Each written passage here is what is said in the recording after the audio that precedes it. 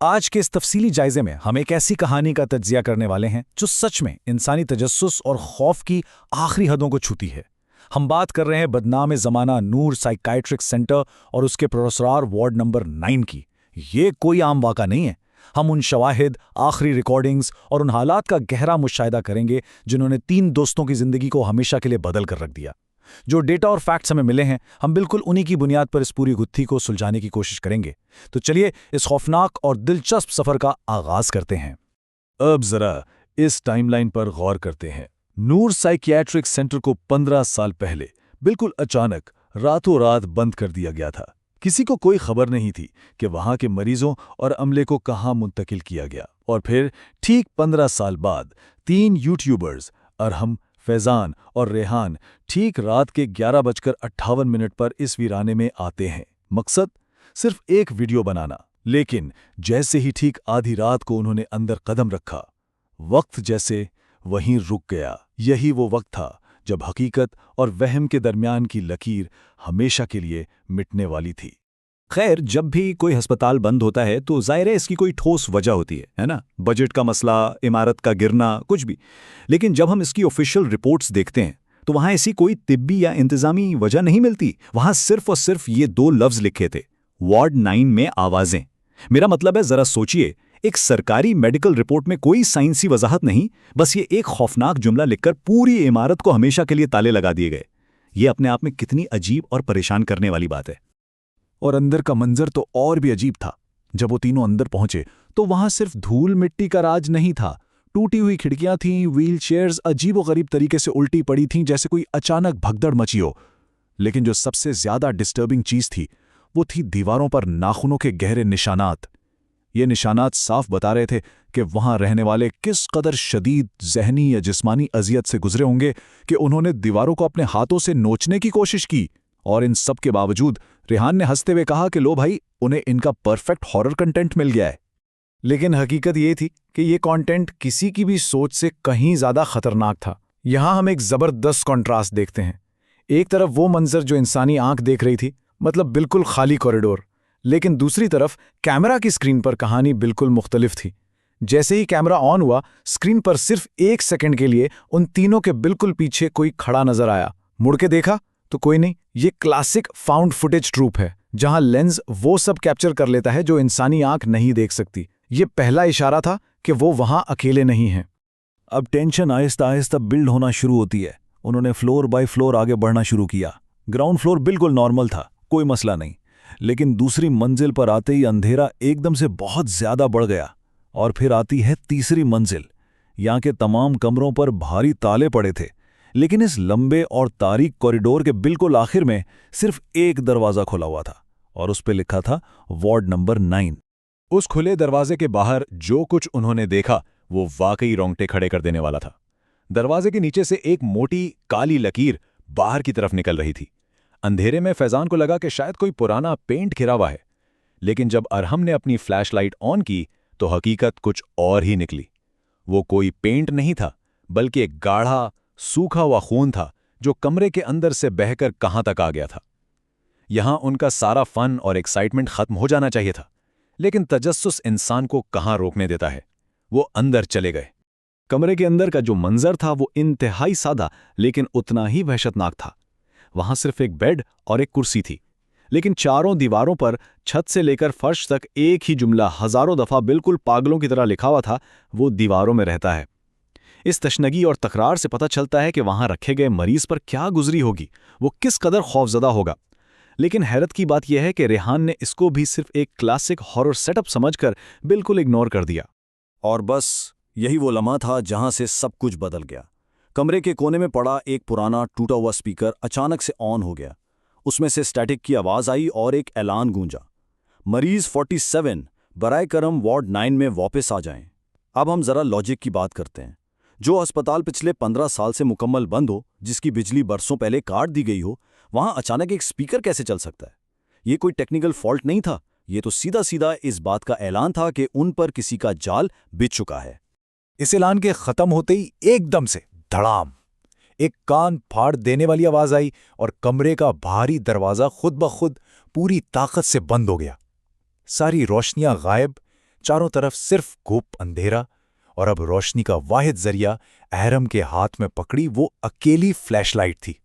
ये जो अचानक से विजुअल डिप्रीवेशन होती है ना, ये इंसान को अंदर से तोड़ देती है, क्योंकि अंधेरे में कुछ पता नहीं होता कि साथ और कौन मौजूद है। यहाँ पर जो कंट्रास्ट है वो सच में दिल दहला देने वाला है। जब फ्लैशलाइट की रोशनी बेड पर पड़ी तो उन्हें लगा वहां कोई बैठा है। रेहान ने कैमरा जूम किया। अब बाएं जानिब की हकीकत देखें, वहां बेड और कुर्सी दोनों बिल्कुल खाली थे। कोई इंसान, कोई वजूद नहीं था। लेकिन दाएं जानिब की स्क्रीन देखें, कैमरे पर वही मरीज सफ़ेद कपड़ों में मलबूस अपना सर झुकाए बेड पर ठीक उनके सामने बैठा साफ दिखाई दे रहा था। वो मौजूद था, बस आम आंख से ओझल था। फैजान के हाथ तो खौफ से कांपने लग गए थे, और तभी बंद दरवाजे के उस पार बाहर कॉरिडोर से आवाजें आना शुरू हो गईं। टुप ठुप ड्रैग। ये आवाजें बिल्कुल ऐसी थी जैसे कोई सही से चलने के बजाय अपने कदमों को जमीन पर घसीटते हुए उन्हीं के कमरे की तरफ बढ़ रहा हो। ये कोई वहम नहीं था, ये एक वाज़ेह फिजिकल मौजूदगी थी जो हर सेकंड उनके करीब आ रही थी। जब वो किसी न किसी तरह दरवाजा खोलकर वापस कॉरिडोर में निकले तो हॉल के आखिर में एक व्हीलचेयर खुद ब खुद चल रही थी। उस पर कोई नहीं बैठा था। व्हीलचेयर रुकी और बहुत आहिस्तगी से ठीक उनकी तरफ मुड़ गई। जब फ्लैशलाइट वहां तक पहुंची तो कुर्सी पर बड़े हरूफ में लिखा था मरीज 47। मतलब अब ये एंटिटी सिर्फ आवाजों तक महदूद नहीं थी, इसने अपना शिकार चुन लिया था, और ये व्हीलचेयर उसकी इस फिजिकल मौजूदगी का सबूत था। इस मुकाम पर अरहम का दिमाग बोला कि बस अब यहां से फौरन निकलना चाहिए। लेकिन जैसे ही वो भागकर वहां पहुंचे जहां से वो ऊपर आए थे, तो वहां सीढ़ियां थी ही नहीं। स्टेयर गेट पूरी तरह से गायब हो चुका था। ये क्लॉस्ट्रोफोबिक हॉरर की एक जबरदस्त मिसाल है, जहां पूरी इमारत की ज्योमेट्री ही बदल रही थी। अब वो जिस दरवाजे की तरफ भागते, हर दरवाजे पर सिर्फ वार्ड नंबर 9 लिखा था। वो एक ऐसी भूल भुलैयों में फंस चुके थे जहां से वापसी का कोई रास्ता नहीं था। और फिर इन पर जो नफ्सियाती दबाव था वो अपनी आखिरी हदों को छूने लगा। वो दीवारें जिन पर लिखा था कि वो दीवारों में रहता है, अब वाकई बोलने लगीं। दीवारों के अंदर से चीखें और सरगोशी आने लगीं। हमें बाहर निकालो, उसने हमें दीवार में बंद किया है। और सबसे ज्यादा खतरनाक वार्निंग, वो आ रहा है। इससे साफ जाहिर हो रहा था कि वो हस्ती सिर्फ इन 3 दोस्तों के पीछे नहीं थी, बल्कि उसने ऐसी न जाने कितनी रूहों को इस अस्पताल की दीवारों में कैद करके रखा था। फैजान के आसाब अब मुकम्मल तौर पर टूट चुके थे। वो रोने लगा और उसके मुंह से एक चीख निकली, कौन आ रहा है? ये ठीक वो पॉइंट है जहां ठहरकर एक लम्हे के लिए सोचना पड़ता है, क्योंकि इस सवाल का जवाब इनके सामने एक ऐसी शक्ल में आने वाला था जिसकी इन्होंने ख्वाब में भी तवक्को नहीं की थी। और फिर सबसे बड़ा झटका, जब फ्लैशलाइट की रोशनी छत की तरफ गई तो वहां एक इंसान नुमा मखलूक बिल्कुल उल्टी चिपकी हुई थी। उसकी गर्दन एक नामुमकिन जाविये पर मुड़ी हुई थी। आंखों में सिर्फ घुप अंधेरा था, कोई सफेदी नहीं, और उसके होंठ धागों से सिले हुए थे। उस मखलूक ने उनकी तरफ देखा, एक इंतहाई भयानक मुस्कुराहट दी और फिर सीधा दीवार के अंदर घुस गई। अब किसी शक की गुंजाइश नहीं थी कि दीवारों में आखिर रहता कौन है। इससे पहले कि उनका दिमाग इस मंजर को प्रोसेस कर पाता, वही स्पीकर दोबारा ऑन होता है। लेकिन इस बार की आवाज बहुत ज्यादा ठंडी और रूह फरसा थी। डॉक्टर आ गया है। यहां से इस पूरे वाक़े का क्लाइमैक्स शुरू होता है। ये कोई आम ऐलान नहीं था, ये उस हस्ती की आमद का ऐलान था जो इस पूरे अस्पताल और इन तमाम खौफनाक वार्ड्स को कंट्रोल करती थी। हॉल के बिल्कुल एंड पर एक साया उभरा, एक इंतहाई लंबा आदमी जिसने डॉक्टर का वही सफेद कोट पहना हुआ था, लेकिन उसके पास कोई चेहरा नहीं था। गर्दन के ऊपर सिर्फ खालिस घना अंधेरा था। उसके कोट पर लिखा था हेड ऑफ वार्ड 9। उसने एक अजीब सी आवाज में कहा, मरीज 47 भाग गया था। और फिर उसकी वो बिना चेहरे वाली उंगली सीधी रेहान की तरफ उठी और उसने कहा, मिल गया। रेहान ने दीवानों की तरह वहां से भागना शुरू किया। अरहम और फैजान भी उसके पीछे भागे, लेकिन फिजिक्स और रियलिटी के सारे रूल्स यहां टूट चुके थे। कॉरिडोर लंबा, बहुत लंबा होता जा रहा था। वो जितना भागते, दरवाजे उतने ही दूर होते जाते। और सबसे ज्यादा दिल दहला देने वाली बात यह थी कि जब वो भाग रहे थे तो हर खुले कमरे में उन्हें वही मरीज दिखाई दिए। वो सब दीवारों की तरफ मुंह किए खड़े थे, बिल्कुल बुत बनकर, जैसे किसी खास मेहमान के इंतजार में हों।